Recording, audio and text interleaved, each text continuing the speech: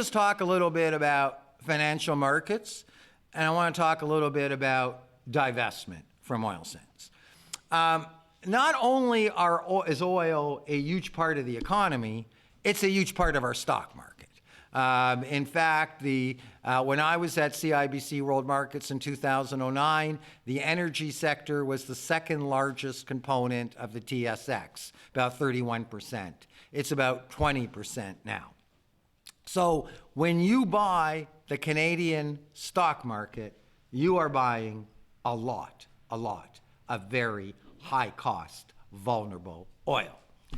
Now, institutions around the world, university endowment funds, religious organizations, charities, there's a growing movement to divest from fossil fuels, from coal, from oil. University of California, Stanford University. And of course, the motivation for divestment has always been on moral grounds. In the same way that decades ago, these institutions divested from tobacco, these institutions divested from South Africa during the apartheid regime. And so it was always motivated by some moral concern. And when it came to divesting from oil, what they had to contend with is the perception that when you allow your conscience to be your portfolio manager, it's going to cost you in return.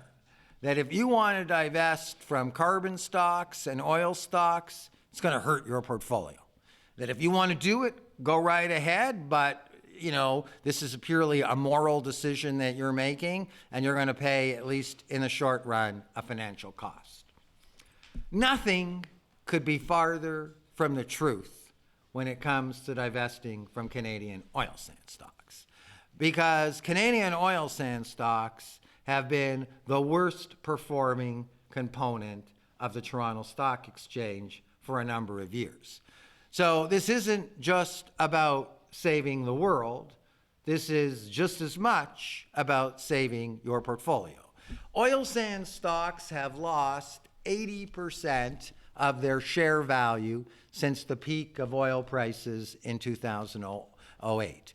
Oil sand stocks in the last year have underperformed the TSX by over 40%. And oil sand stocks are probably the single number one reason why the Toronto Stock Exchange, which is the benchmark equity index for Canada, has so underperformed other indices in the world, like the S&P 500, that only has half of the weighting. So in this particular case, there are equally compelling reasons to divest from oil sand stocks, quite apart from what institutions may feel is their moral responsibility. Let me give you an example about divestment. Last year, Stanford University, which has a $20 billion divestment endowment fund, divested from coal stocks for the same reasons that people would want to divest from oil sand stocks, principal source of carbon emissions, global climate change.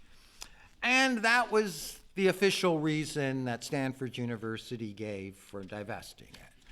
But what Stanford University didn't point out was that the stocks that it was getting rid of, Peabody Energy, Alpha Resources, Arch Coal, the biggest coal stocks in the US market, had already lost 90% of their share value. And in fact, most of these stocks were no longer investment grade. To be held in an institutional portfolio like a university pension plan, a university endowment fund, or a pension plan, you have to be rated BBB plus or above. The fact of the matter is that none of these coal stocks even met that rating. Wouldn't it have been better if Stanford University excluded its coal stocks before they lost 90% of their value than after they lost 90% of their value? Well, if you look at oil sand stocks, I don't think the future of oil sand stocks is any brighter than the future of coal stocks. Wouldn't it be better to divest now before these stocks lose the little bit of value they still have before they're downgraded by the rating agencies so they won't even be eligible to be held in your portfolio? I would argue the future is now, that the time to divest from carbon stocks is not in 10 to 20 years. The time to divest from carbon stocks is today.